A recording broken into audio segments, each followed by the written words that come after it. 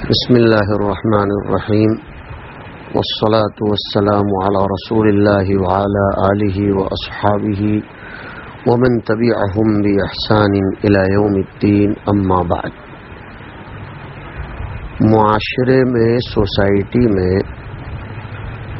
کبھی کبھی مخنث ہجڑے قسم کے لوگ آ جاتے ہیں یا وہ رہتے ہیں۔ کبھی راستوں پر، روڈ پر، اسٹریٹوں میں، محلوں میں ان سے سامنا ہوتا ہے، تو ان مخنثین اور ہجڑوں کے باب میں اسلام میں کیا تعلیمات ہے وہ ہم ذرا بتانا چاہیں گے، تاکہ ہمیں یہ پتہ چلے کہ ہماری شریعت ہر اعتبار سے جامع ہے، اس میں معاشرے کے ہر قسم کے لوگوں کے باب میں تفصیلات، احکام مل جاتی ہے۔ عربی میں اسے مخنث کہا جاتا ہے، یعنی جس میں لچک ہو، جو عادات، اطوار، بول چال، حرکات و سکنات میں عورتوں کے مشابہ ہو۔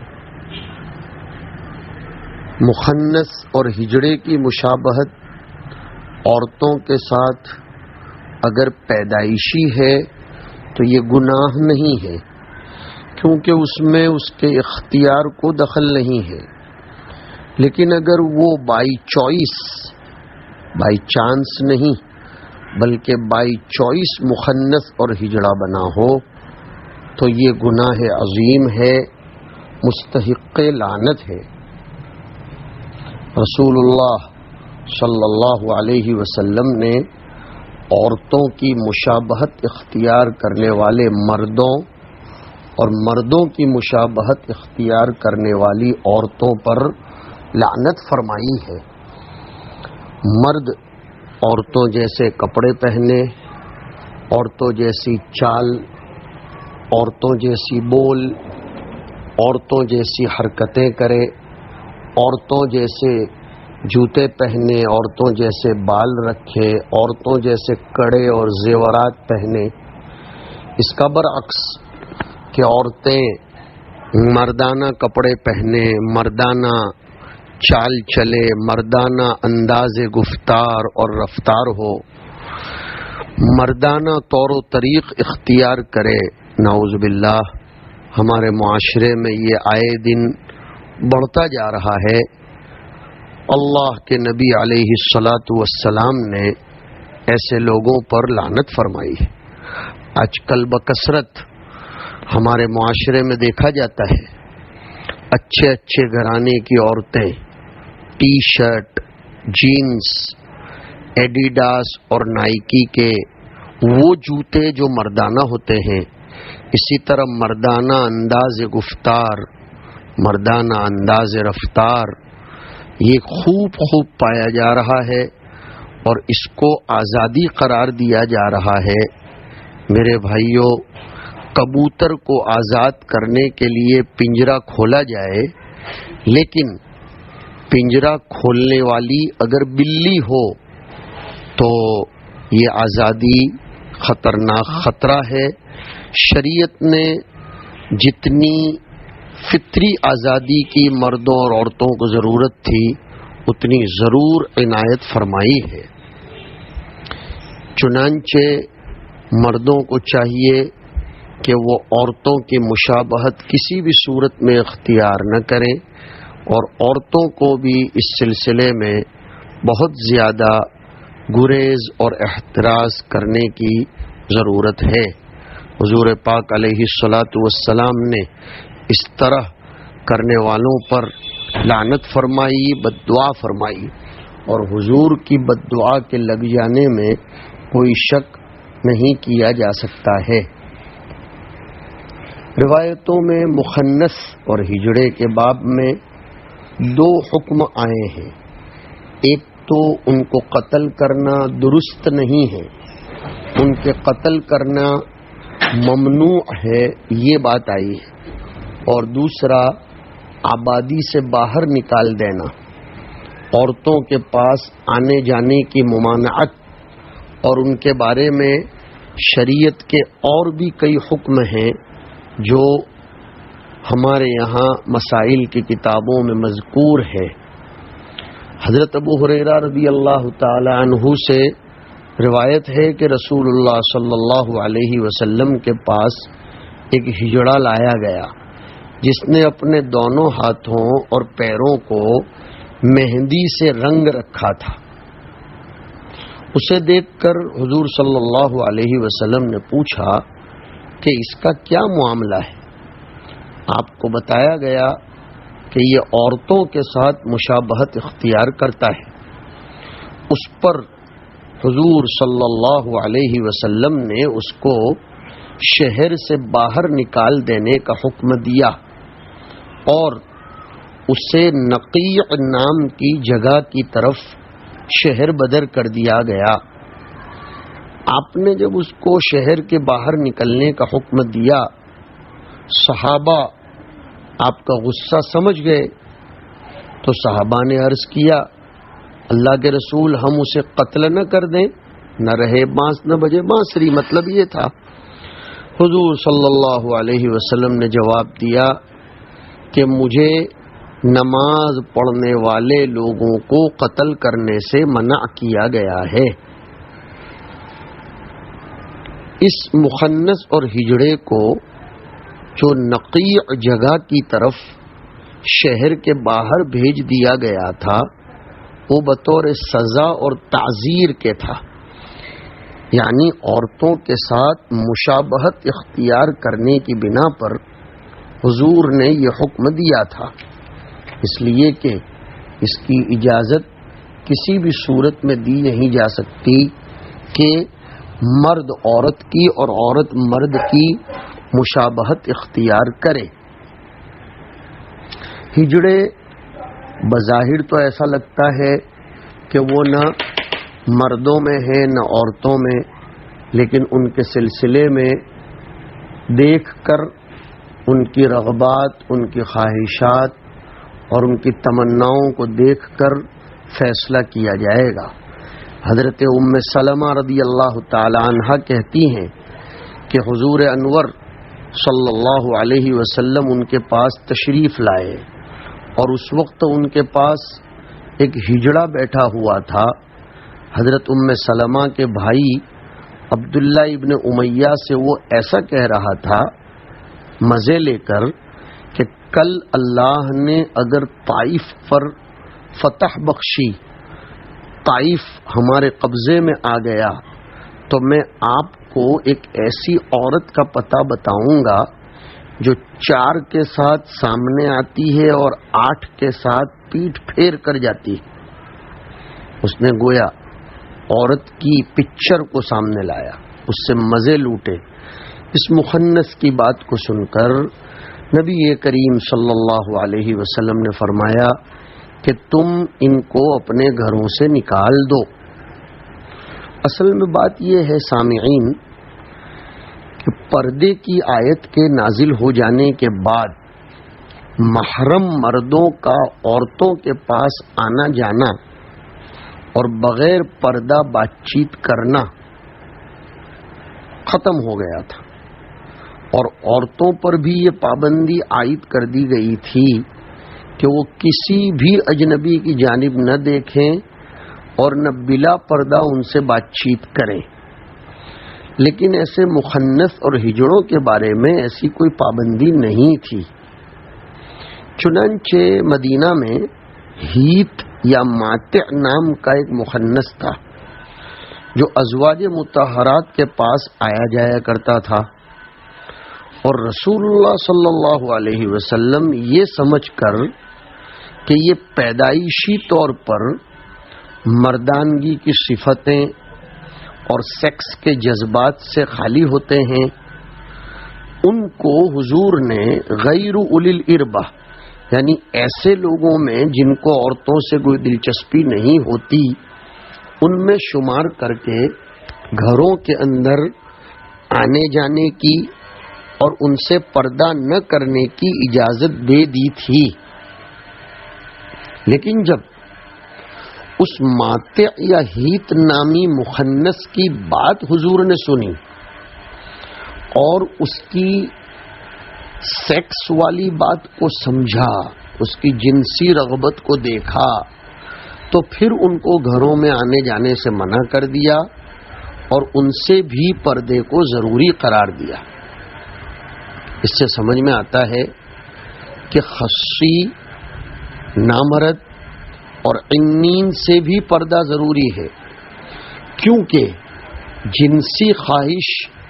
سیکس کے جذبات ان کے اندر پورے طور پر موجود ہوتے ہیں۔ دیکھو آپ، یہ کہنے کے لیے ہجڑا تھا، لیکن وہ عورتوں کی منظر کشی کر رہا تھا، لطف لے رہا تھا، اور اس نے بنت غیلان، اس کے باپ میں اوصاف بیان کیے۔ طائف کے ایک رئیس کی بیٹی تھی بادیہ بنت غیلان الثقفیہ، وہ ام المومنین حضرت ام سلمہ رضی اللہ عنہا کے بھائی عبداللہ ابن ابی امیہ کو، جو اس وقت حضرت ام سلمہ کے پاس بیٹھے ہوئے تھے، مخاطب کر کے کہہ رہا ہے،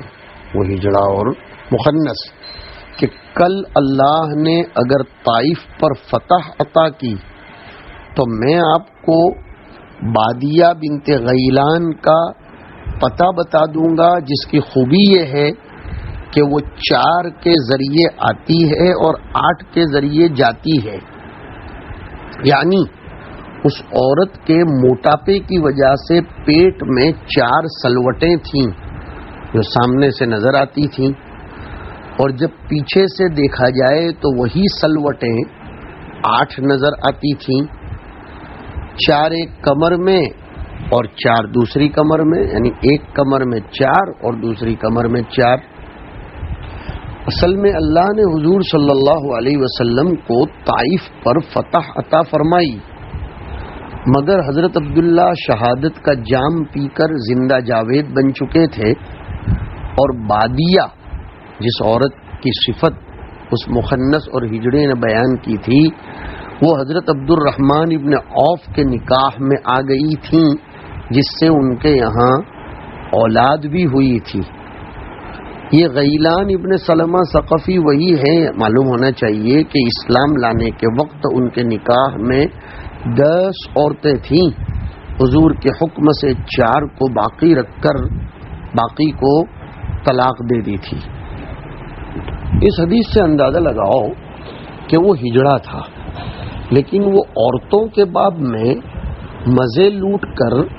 دلچسپی لے کر، لطف کے ساتھ صفتیں بیان کر رہا تھا، تو اللہ کے رسول علیہ الصلاۃ والسلام نے اس کو مدینہ سے باہر نکل جانے کا حکم دیا اور گھروں میں رہنے کی اجازت نہیں دی۔ ہمارے معاشرے میں عام طور پر کچھ لوگوں کو اڈھیر عمر کے سمجھے جاتے ہیں،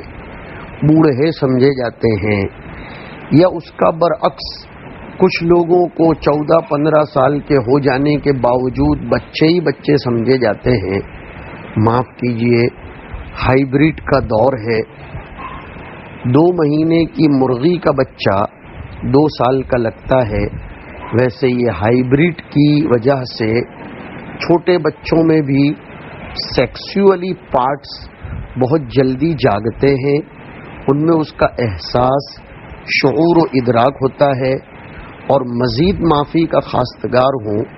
یہ انٹرنیٹ نے ہمارے بچوں کو قبل از وقت بالغ بنا دیا ہے، ان کے شعور کو بیدار کر دیا ہے، بلکہ اور اس پر معذرت مخلوط تعلیم نے، باہر کی فضاؤں نے اور راستوں پر نظر آنے والے قبیح مناظر نے، ٹیلی ویژن پر دکھنے والے سینس نے، یونیورسٹیوں اور کالجوں میں غیر قوموں کے ساتھ ہماری نسل کے پروان چڑھنے نے ایسے مناظر دکھا کر ہمارے اپنے بچے بچیوں کو بہت جلدی ابھار دیا، بالغ بنا دیا۔ شعور کے اعتبار سے تو ایسے بچے جن میں اگر اس قسم کا شعور بیدار ہو چکا ہو بھلے وہ عمر کے اعتبار سے بالغ نہ ہوئے ہوں، لیکن ان سے بھی پردہ کرنا، احتیاط برتنا، ان کو گھروں میں آنے سے روکنا، یہ اشد درجہ ضروری ہے۔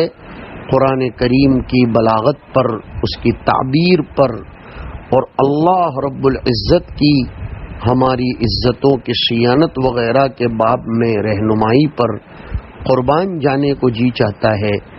کتنا اچھا جملہ ارشاد فرمایا،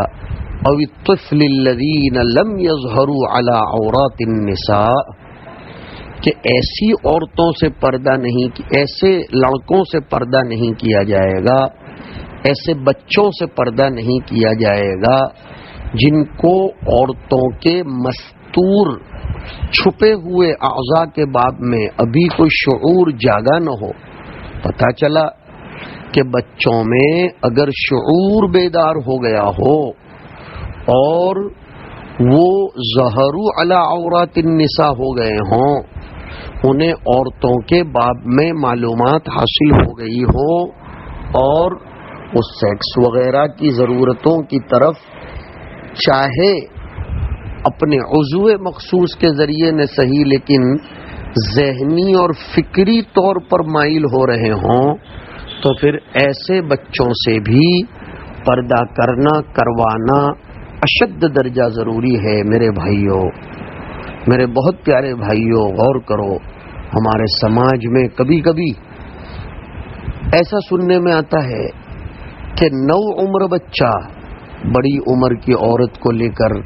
اغوا کر کے کبھی بھاگ جاتا ہے، ناجائز تعلقات کا علم ہوتا ہے، اور نہ جانے کس کس قسم کے معاملات اور حوادث پیش آتے ہیں۔ اسلام نے ہماری گھریلو حفاظت کے لیے یہ سارے انتظامات فرمائے ہیں۔ سورہ نور یہ مستقل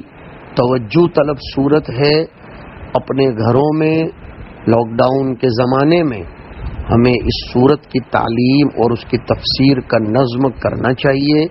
حضرت عمر کا تو سرکولر تھا اپنے گورنروں اور اپنے ماتحتوں کے نام کہ اپنے گھروں میں اس صورت کی مستقل تفسیر کرو، اس میں یہ سب احکام آئے ہیں، ہمیں اس کی طرف توجہ دینے کی بہت زیادہ ضرورت ہے۔ ایک روایت میں آتا ہے، حضرت عبداللہ ابن عباس رضی اللہ تعالی عنہما سے روایت ہے کہ رسول اللہ صلی اللہ علیہ وسلم نے مردوں میں مخنثین پر اور عورتوں میں سے مردوں کی مشابہت اختیار کرنے والوں پر لعنت فرمائی۔ حضرت ابن عباس رضی اللہ تعالی عنہما کہتے ہیں کہ حضور نے یہ بھی فرمایا کہ ایسے لوگوں کو اپنے گھروں سے باہر نکال دو، اور ایک روایت میں ہے کہ نام لے کر فرمایا کہ فلاں فلاں مخنثین کو نکال دو۔ رسول اللہ صلی اللہ علیہ وسلم کے زمانے میں جو مخنثین مدینہ منورہ میں موجود تھے ان کے نام ہیت، ماتع اور حرم تھے۔ حضور نے ان پر گھروں میں آنے جانے اور عورتوں سے بے پردہ ملنے جلنے پر پابندی عائد فرما دی تھی، اس لیے کہ ان کی بات چیت سے یہ اندازہ لگ گیا تھا کہ وہ فہرست میں تو ہیجڑوں کے آتے ہیں، مخنثین کے آتے ہیں، لیکن ان کے اندر مردوں جیسی نفسانی خواہشات و جذبات، مردوں کے بعض اوصاف پائے جاتے ہیں۔ اور مدینہ منورہ سے باہر نقیع نام کے علاقے میں شہر بدر کروایا تھا، اس لیے کہ انہوں نے عورتوں کے ساتھ مشابہت اختیار کر رکھی تھی اور ان کو ملعون بھی اسی وجہ سے قرار دیا گیا تھا، اور ہمیشہ کے لیے لعنت کا لفظ آ گیا، کیونکہ اختیاری طور پر بائی چوائس عورتوں جیسا بننا یا عورتوں کا مردوں جیسا بننا اللہ تعالیٰ کی تخلیق بناوٹ کو بدل دینے کے برابر ہے، اور پریکٹیکلی ایسا کرنا کہ مرد ہونے کے باوجود عورتوں جیسا بننے کی کوشش کرنا لباس چال ڈال میں، اور عورت ہونے کے باوجود مردوں جیسا لباس اور چال ڈھال اختیار کرنا، گویا یہ اللہ رب العزت کے اوپر اعتراض ہے کہ عورت اگر مرد جیسی بنتی ہے تو اعتراض یہ ہے کہ ہمیں مرد کیوں نہیں بنایا، اگر مرد عورت جیسی بنتی ہے تو یہ در پردہ عملاً اعتراض ہے کہ ہمیں عورت کیوں نہیں بنایا، اور اللہ کی اس تقدیر پر اعتراض یہ باعث لعنت ہے۔ لیکن میرے بھائیو، اگر کسی کے اندر بائی چانس پیدائشی طور پر عورتوں کے ساتھ مشابہت پائی جاتی ہو، خود سے اختیار نہ کیا ہو، تو ایسے شخص پر نہ لعنت ہے، نہ اسے شہر بدر کیا جائے گا، اس لیے کہ اس میں اس کے خود کے کسی عمل کا دخل نہیں ہے۔ جی وہ تو بائی چانس ہی ایسا پیدا ہوا ہے، من جانب اللہ اس کا معاملہ ایسا ہوا ہے، اس نے خود سے ایسا کوئی آپریشن یا کوئی سرجری یا کوئی عمل جراحی ایسا نہیں کروایا کہ جس سے وہ عورت جیسا یا مرد جیسا بنے، بائی چانس پیدائشی طور پر ایسا ہوا، نو پرابلم، اللہ تعالیٰ کی قدرت ہے۔ قرآن کریم میں تو فَلَيُغَيِّرُنَّ خَلْقَ اللَّهِ پر لعنت آئی ہے کہ جو اپنی محنت سے، اپنے کسب سے، اپنے عمل دخل سے اللہ تعالیٰ کی بناوٹ میں تغیر کرتے ہیں۔ میرے بھائیوں، مردوں کا داڑھی منڈوانا، نسل کا آپریشن بلا عذر شرعی کے کروا لینا، یہ سب بھی تغیر فی خلق اللہ میں داخل ہے۔ اللہ نے ہر انسان کو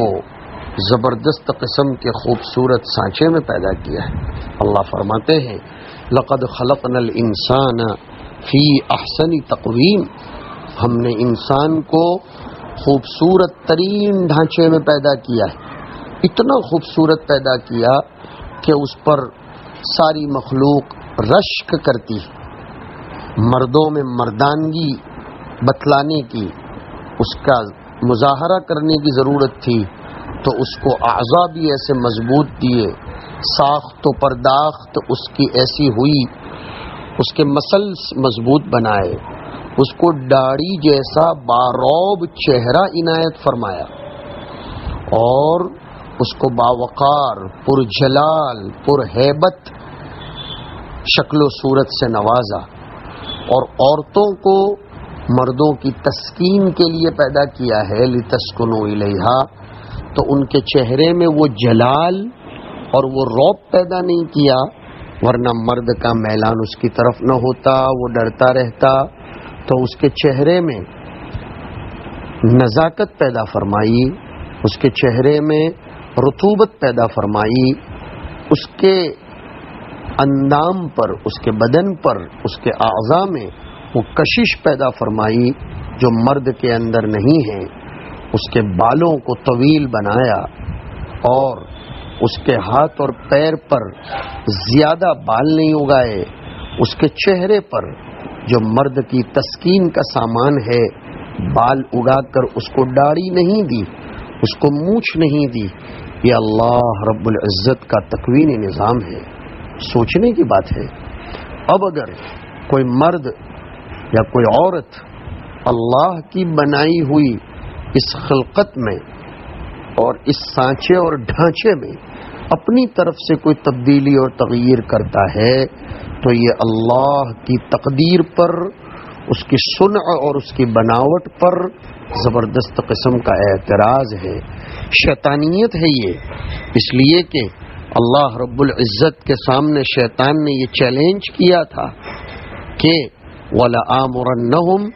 فَلَيُغَيِّرُنَّ خَلْقَ اللَّهِ، کہ میں ان کو ضرور حکم کروں گا وہ اللہ کی بنائی ہوئی خلقت کو اور اس کے سانچے اور ڈھانچے کو تبدیل کر دیں گے۔ اللہ ان کے بارے میں فرماتا ہے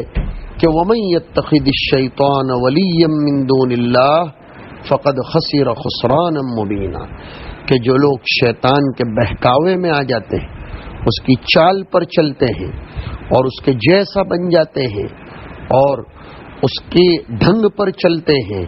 مرد عورت کا اور عورت مرد کی شکل و صورت اختیار کرتے ہیں تو پھر ایسے لوگ سراپا خسارے میں ہیں. آپ دیکھتے ہیں اس کی وجہ سے دنیا کا نظام تتر بتر ہو گیا. عورتوں نے مرد اور مردوں نے عورت بننے کی کوشش کی تو نظام عالم درہمیت برہمیت کا شکار ہو گیا،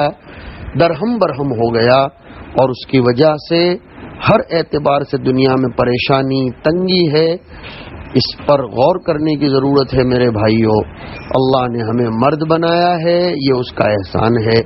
عورت بنایا ہے، اس کا احسان ہے. اس کی چاہت پر، اس کی بنائی ہوئی فطرت پر ہمیں قربان جانا چاہیے. فطرت اللہ التی فطر الناس علیہا، اس پر ہمیں غور کرنا چاہیے. تو آج کی اس نشست میں نے لگے ہاتھ ان مخنثین کا، اللہ کی بناوٹ کا تذکرہ کیا. اللہ تعالی ہم سب کو سمجھنے کی اور سنبھلنے کی توفیق نصیب فرمائے. ہر کس و ناکس پر اعتماد کر کے پردے کے باب میں رخصت حاصل نہیں کرنی چاہیے.